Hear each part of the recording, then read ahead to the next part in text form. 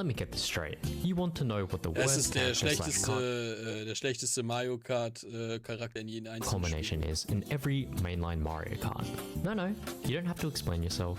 Mario Kart savants like you and I recognize talent for talent. And look, I get it. Even winning can get boring if you're doing it race after race after race. Ja, genau. At that point, it makes sense that you'd want to handicap yourself, and really there's no better way than to use the worst character or card these games have to offer. Now, you might have a general idea of what these combinations could be, but let's be honest, you'd have to be quite the unhinged masochist to go around testing these combos out on yourself, only to then make it into a video for other people to watch. This shit fucking sucks. All joking aside though, that's exactly what we'll be figuring out today. We'll be going through each game and analyzing why exactly these specific characters and card combinations are the worst of the worst. With all that said, Mario Kart, ne, das erste war so ein Arsch-Game, ey. Die KI in diesem Spiel war einfach so Arsch. Wirklich, das war Rubberband Level 9000. and done, let's begin with the game that kickstarted this iconic franchise. Ja, das ist so gut. Seeing as Super Mario Kart was the first game to release in the franchise, its selection of characters is fairly small in comparison. Even so, there are quite a few significant differences between them all. Super Mario Kart splits its characters off into specific pairs with each one excelling in a certain stat. Yoshi and Peach, for example, were the king and queen of acceleration, while Donkey Kong Jr. and Bowser were speed demons. There is one duo, however, that fails to excel in any metric and are therefore overshadowed by every other character in the game. Now, given the franchise is called Mario Kart, it's kind of ironic that the Mario Brothers are, in my opinion, the worst characters in the game. But why is that? Like I said, every other duo excels in at least one metric, be that acceleration, handling, or speed. Mario and Luigi, on the other hand, are just average at best in most of these metrics. Even their best stat, which is speed, pales in comparison to Bowser and Donkey Kong Jr. We can take this a step further as well, where you'll see that they have on average the worst top speed when off-road. And trust me, if you've played this game at all, you know just how much time you spend off-road. Ja, das stimmt. Das stimmt, man hat wirklich viel neben der Strecke immer verbracht, ja. Now while we're on the topic, I've seen other people list Bowser and Donkey Kong Jr. as the worst duo because of their poor handling and acceleration, but honestly, it's a bit of a skill issue. Oh, stimmt, mit Bowser oder Donkey Kong Jr. war es immer mega ätzend zu beschleunigen. Wenn man einmal vom Tempo runter war, konntest du vergessen, konntest gleich Rennen neu starten. Now I'm not saying I can use these two well, because... But when all the world records set in time trials use these two characters, it's pretty hard to argue against them. Tangents aside though, Mario and Luigi's acceleration isn't anything to write home about either, as they're simply outclassed by the majority of the cast. If you're somehow still not convinced, here is the performance chart from the official instruction manual. Oh stimmt, das lag damals noch bei, in der Spieleanleitung. Oh, warte mal, ich muss mal kurz gucken. Oh nee, ich glaube, ich finde das jetzt nicht. Ich glaube, ich habe das gar nicht. This chart categorizes each of the pairs and ranks them based on... Ja, das war so schlimm. Das Spiel an sich war schon schlimm, weil die KI war so mega Arsch. Die war erstmal Rubberband-mäßig, die ist immer hinterhergekommen, egal wie gut du gefahren bist. Also wirklich immer, egal wie gut du warst und wie weit vorne du warst. Du hast am Ende immer irgendwie ein Rennen verloren, weil die KI am Ende reingeschissen hat sozusagen bei dir und dann, ja. Und die KI hatte immer Items, die du nicht sammeln konntest und Mario und Luigi konnten Sterne einsetzen, wann sie wollten. How well they perform on each of the game's main tracks. And as you can see, Mario and Luigi are the only ones who have a not so hot ranking twice. If we add the total star count of the 4 tracks listed here for each pair, we can see definitively that the results aren't even close. Mario and Luigi are without a doubt the worst characters in Super Mario Kart. From here we transcend into the next dimension, with Mario Kart 64.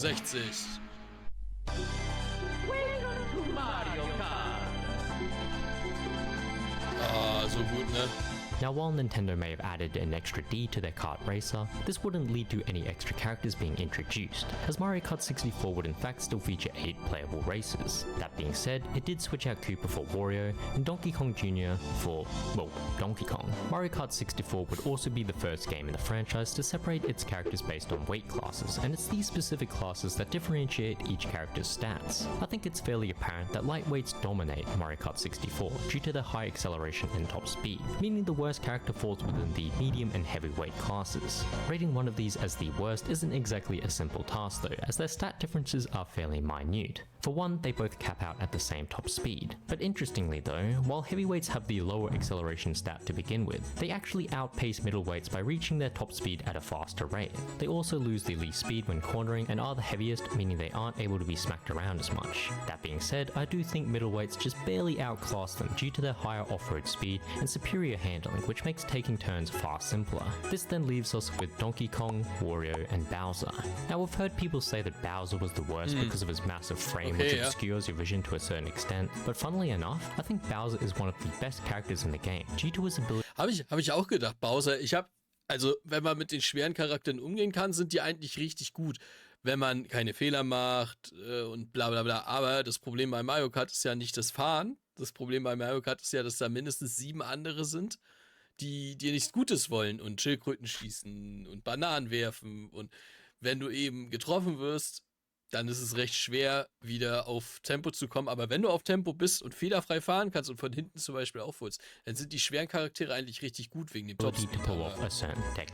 Generell mag ich die auch nicht. Should you spin out, get hit by an item, or lose speed in another way, oder there sowas, is a hidden technique you can employ which involves tapping the A button 3 times before holding it down. This results in a faster acceleration than if you were to just hold the A button from the get-go, and Bowser along with the lightweights benefit the most from this technique. He's also the heaviest character in the game, and can therefore cause other players to spin out should he ram into them. With that in mind, I believe Wario is the worst character in Mario Kart 64. He doesn't benefit from the triple tap A technique, and he's also the lightest out of the heavyweights, meaning that even if he was to collide with Donkey Kong, he'd be the one in the hospital. By this point, Mario Kart had entered the world of handhelds, and while its character selection screen hadn't changed since Mario Kart 64, their stats were a different story. Das Mario der schlechteste Charakter ist. Ich habe Mario nie gespielt, so einmal glaube ich, und dann hatte ich schon wieder die Schnauze voll von ihm. Ich glaube, Donkey Kong habe ich auch noch oft gespielt, Bowser auch ab und zu mal, eher so bei den Minispielen, aber Wario fand ich nicht really tell based on the character select screen, as it only shows you 2 stats, and they're essentially catfish. See, for international releases, this top stat was translated as speed, but it doesn't actually refer to the character's speed stat, instead marking their acceleration. Speed, which is the most important stat in the game, is hidden alongside a plethora of other stats like handling, drift, and off-road.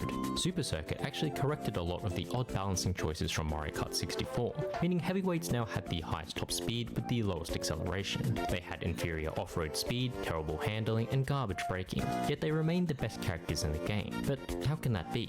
Well, heavyweights not only had the highest top speed in the game, but they also skidded the least, and their low drift stat actually benefits players, making Stimmt, das ist auch sehr wichtig, ne? Dass die Wagen gut driften, gut um die Kurven kommen, das Handling oder beziehungsweise speziell das Driften, ne? Das ist schon ziemlich wichtig, das darf man immer nicht vergessen. It's far simpler to take turns due to the slippery physics of Super Circuit. The middleweights remain the super mid-bros, but in this case their speed stat and decent acceleration keep them from being the worst. That leaves us with the lightweights, who in contrast to Mario Kart 64 are the worst characters in Super Circuit. They may offer the highest acceleration, but they are the slowest characters in the game while also having the highest chance of skidding. We can take this one step further though, because there is one particular lightweight who's worse than the other 2, and that unfortunate soul is Yoshi, who not only lacks in acceleration, but also takes the spot as the slowest character in the entire game.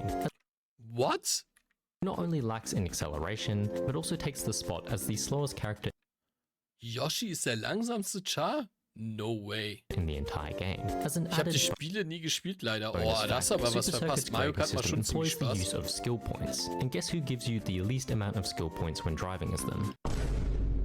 Yeah, someone at Nintendo definitely got decimated a few too many times by Yoshi in Mario Kart 64. Yoshi may have the others beat in terms of braking, handling, and off-road, but speed is king in Mario Kart, which ultimately makes him the weakest of the bunch in this iteration. We zoom on over to another console release in the form of Ja gut, aber generell zu sagen, dass nur Geschwindigkeit am wichtigsten ist, ist halt auch Quatsch, weil bei manchen Strecken ist halt das Handling doch schon ziemlich wichtig, gerade bei 200 Kubik. Double Dash, and this is when things get a bit more complex. Double Dash, as the name implies, introduced a mechanic that let players pick 2 different characters. The game was also the first one to introduce multiple carts to pick from, with each one having its own set of strengths and weaknesses. Now, Da konnte man schon auswählen, welches Auto. Interessant. Double Dash is fairly interesting as the characters themselves don't possess any stats outside of their specific weight classes. These weight classes are what constitute Stimmt, die Charaktere bestimmen nur, welche Autos man nehmen kann. which cart Und die haben dann wiederum Stats. options you're given. The cards selected would be based on the heaviest character, meaning if you picked a light character with a heavy character, the cards offered would be the heavy ones. With that being said, the cards are by far the most important feature to work out when we're trying to identify the worst possible combination. Double Dash, like previous games, displays some of the card's stats on the character selection screen, but many of them are hidden in the game's coding, and annoyingly, they are some of the most important ones to look at. The mini turbo stat in particular is one of the most important, meaning cards like the DK Jumbo, Wario Car, and Koopa King suffer from terrible bursts of speed. You may have noticed that these are all heavy cards, yet even in that category. Stimmt, das Driften und der Mini-Boost waren schon ziemlich wichtig. Ich habe nie die Möglichkeit gehabt, weil wir die Konsolen nicht hatten. They have their fair share of differences. The best way to identify the worst of these three though is to look at how Double Dash handles drifting and turning in general. If you've played Double Dash, you may have noticed that certain cards' back wheels will swerve in the opposite direction that you're steering, while others will swerve its front wheels in the same direction as you're steering. This results in two types of cards, those being front end inward cards and back end outward ones. There's also a median version whose turning angle isn't quite as sharp as the front end inwards one, but also isn't as tame as the back ends. Because of its tamer drift angles, many skilled players consider back end outwards cards to be the creme of the crop, as it allows for things like this.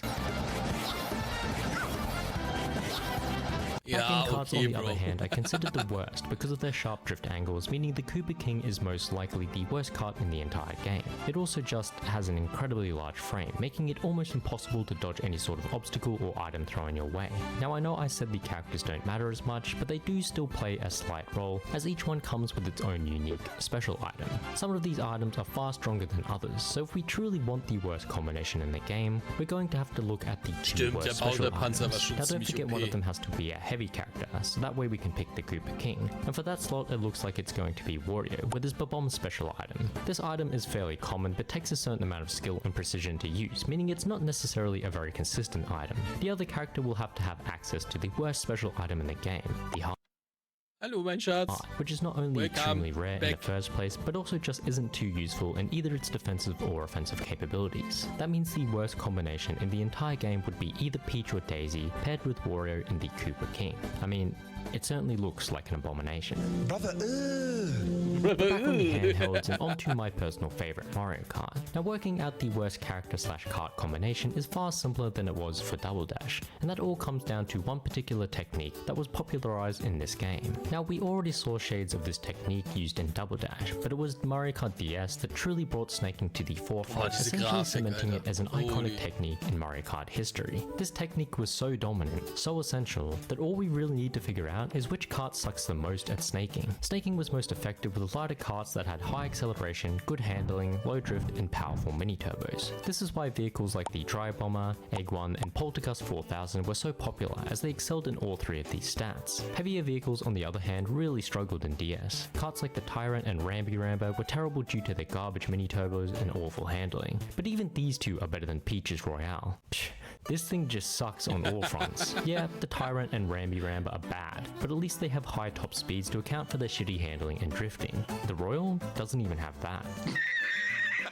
It also has one of the highest drift stats, making snaking on this abomination a complete nightmare. The characters themselves only differ based on their weights, and seeing as you compare any character with any kart once you complete all cups on the mirror mode, they play an incredibly small part in this case. That being said, there is technically a worst combination, as heavier characters apply a penalty to the vehicle's off-road stat, meaning they drive slower while off-road. As Bowser is the heaviest character in the game, pairing him with Peach's Royal Kart gives us the worst combination in Mario Kart DS. We move from my favorite Mario Kart to everyone Mario else's Kart Wii war favorite so Mario gut, Kart ne? Wii. Wait, what? Your favorite is Super Circuit, but that's impossible. Anyway, let's talk about the game that first introduced bikes to the series. Ironically enough, Mario Kart Wii probably spawned the most infamous character kart combination in Mario Kart history. Oh, ey, ich bin so am Überlegen, mir eine Wii zu holen wegen Wii Fit und Wii Fit Plus, ne? Aber jetzt Mario Kart Wii noch dazu, holy, ich glaube, das wird nochmal ein weiterer Grund. And to this day, the Funky Kong Flame Runner legacy carries on. I guess we'll just have to wait and see if the Yoshi Teddy Buggy combo can top Oh, Yoshi und Teddy, oh, guck mal, wie süß. it in the future. But enough about the best kart combinations, we're interested in the worst ones. The most important stats in Mario Kart Wii are speed, mini turbo, and weight. The first two should be fairly obvious, but weight has certainly garnered far more importance in this game, and that's mainly due to there being an additional 4 races on the track. Das stimmt, das Gewicht war schon ziemlich ausschlaggebend bei Mario Kart Wii, weil wirklich viel auf Arme raus ausgelegt war, auch von den Strecken her. Ja, this makes for far more hectic situations, and if you're stuck in the middle of the pack as a lighter combo, you're getting absolutely fucked on. Now, diesen Clip kennt jeder, ne? Der war auf 1 zu dem Zeitpunkt, bis der 12. gewonnen. Vehicles like the Mark Bike and Flame Runner are fairly strong in all 3 of these metrics. This paired with their ability to take tighter turns made them dominate the playing field to the point where it was all you would see in online races. That being said, if we want to find the worst kart, we just have to look at the inverse. What if we could find a kart or bike with garbage speed, terrible weight, and awful mini turbos? Now thankfully Nintendo knew better than to shit out a worthless vehicle like that, but there are a few that got pretty close. Those being the Booster Seat, Bit Bike, and Jet Setter. The Jet Setter is probably the best of these 3 because despite it handling like complete arse, it does have a very high speed cap and decent weight to counteract its poor mini turbos and handling. The other 2 vehicles on the other hand struggle for similar reasons. They're both extremely slow, embarrassingly light, and while they do have a decent mini turbo, it's not nearly enough to make up for their abysmal speed. Out of these 2 though, the Bit Bike is definitely worse as it holds the title of not only the slowest vehicle in the entire game, but also the lightest. All that's left is to pair it with the wrong character. Each character in Mario Kart Wii comes with a few hidden stats of its own, and as we can see, some of them are far more important than others. In terms of the small characters, the worst of them all is most likely Baby Mario. The extra handling is completely useless, and sure the added weight is nice, but even if you were to add the +8 weight stat to the Bit Bike, it still comes out as one of the lightest vehicles in the entire game. Up next is the most underappreciated Mario Kart game ever. Like guys, come on. It added gliders, fuck, and underwater sections, piss off, and first person. But without a doubt, the most influential addition to this game was the ability to fully customize our karts with a Mario Kart 7 habe ich nie gespielt, glaube ich. Whole bunch of separate parts. Now that's cool and all, but it definitely made finding the worst kart combination. Wii U war doch schon 8, oder nicht? Für welche Konsole kam denn Mario Kart 7 raus? Achso, 3DS nur, stimmt, genau. Even more annoying. Pair that with a selection of characters and karts that are for the most part fairly balanced across the board, it means the best way for us to identify the worst kart and character is to find Ist das die Honey Queen von Mario Galaxy? Lol. The combinations with the least amount of advantages. Now something that isn't too well known about Mario Kart 7 is the fact that its acceleration stat was somewhat glitched. Unlike the previous iterations of the series, Mario Kart 7 separated the acceleration stat into tiers, where it would round numbers down to the closest whole number. For example, a kart combination that gave an acceleration stat of 2.25 would be classed in the second acceleration tier. If your kart had an acceleration stat of 3.5, you'd be in the third acceleration tier. Now this is far more significant than you might think at first. Say we were to look at these 2 karts and their acceleration stats. At face value you might say, oh, one's slightly better than the other, but that 0.25 difference actually equates to a whole tier of difference and is fairly substantial in game. Because of this, combinations that end with a 0.5 acceleration stat are deemed weaker, and it was one of the main factors I made sure to hit when I stumbled across this monstrosity of a combo. This combination includes a cruiserweight driver in the Cactus X body, slim wheels, and the super glider. Cruiserweight drivers in general are just worse heavyweights. Not only are they slower and lighter than heavyweights, but their handling and mini turbo stats are identical. Sure, they have a little more acceleration, but it's very insignificant. The Cactus X body and slim wheels suffer for a lot of the same reasons. Das fühlt sich schon wie Pain an, wenn man das da so fahren sieht, ne? Das ist wirklich furchtbar. Low, have no mini turbo stats, and their acceleration numbers aren't amazing either. This paired finally with the super glider with its 0 acceleration and mini turbo stats gives us a final combination that has very low top speed, one of the worst acceleration tiers, and pretty pathetic mini turbos. It's not an unusable combo by any means. Like I said, Mario Kart 7 is fairly balanced for the most part, but this one is definitely the weakest I've tested out for sure. We're now on to the most recent Mario Kart games, and I will actually be separating the base Mario Kart 8 from Deluxe, and that's mainly aber Nintendo, bitte für die neue Switch dann bitte Mario Kart 9 und nicht Mario Kart Deluxe Pro. Because the worst combination bitte neues Mario Kart und nicht nur wieder aufgewärmte Strecken. See, the base version of Mario Kart 8 had a unique technique that was discovered not long after its release, that was ultimately patched when Deluxe released it. Wobei, sie haben ja Strecken nachgeschoben. Shame on me. natürlich. Klar, per DLC, ne? A few years later. This technique was called bunny hopping or fire hopping, and essentially it extended your boost, allowing you to go faster. This works for any type of boost as well, like mini turbos, mushrooms, and even stars. This led to a significant increase in speed if you were able to pull them off consistently throughout each lap. That's why you will see players hopping from side to side in pretty much every Mario Kart 8 world record. Now you're probably wondering why I brought up this technique in the first place. Maybe you're thinking it's like snaking in DS, where some vehicles are better than others. And well, that's part of it. There are definitely some vehicles that are technically weaker at fire hopping than others, but even worse, there's a whole subset of vehicles that aren't even capable of fire hopping in the first place, those being the inside drifting bikes. They've truly had a fall from grace since their Mario Kart. Es die Bikes, die nach innen driften, die sind so pain, die lassen sich so arschsteuern, ey. And it's kind of unfortunate, really. On their own, they're fairly decent, with a solid acceleration Das and macht mini überhaupt turbo keinen stat. Spaß. Alas, fire hopping is just too strong though, and these sports bikes just get slaughtered on the straights by others just hopping past. Aber ich muss sagen, ich bin bei Mario Kart 8 ein Fan von den Bikes. Lace these bikes up with the Superglide and some monster Ich war wheels, sehr which are just selten mit dem complete Auto. trash in base Mario Kart 8 with awful speed, no acceleration, and no mini turbos. And you've got one of the worst combos in the entire game. As an added bonus, I do want to tack on this combo, which is essentially the same thing, but with the bandwagon body instead. This one is especially bad in Grand Prix mode, because of its non-existent mini turbo stat and acceleration stats. And with the amount of obstacles and items used in that mode, this combo actually gives these sports bikes a run for their money.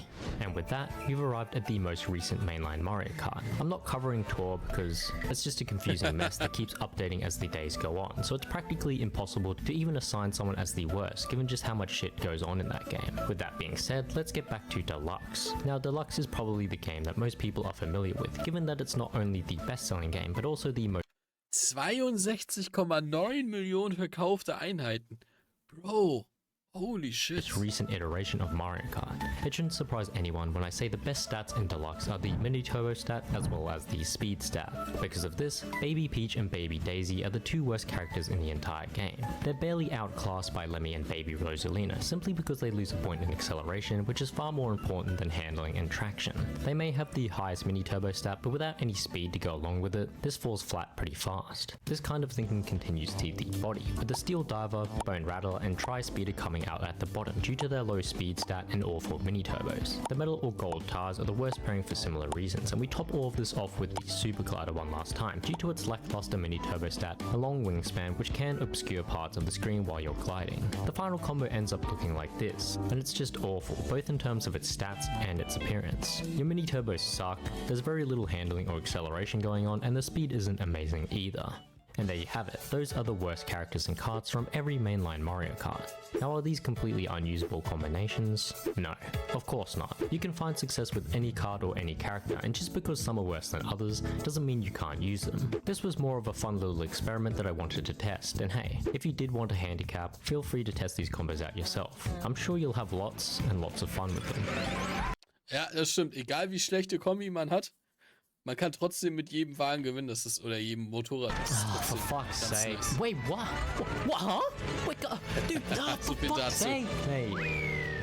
If you guys enjoyed this video, please do consider dropping a like and subscribing. Natürlich. That's all from me this time, and I hope to see you all in the next video.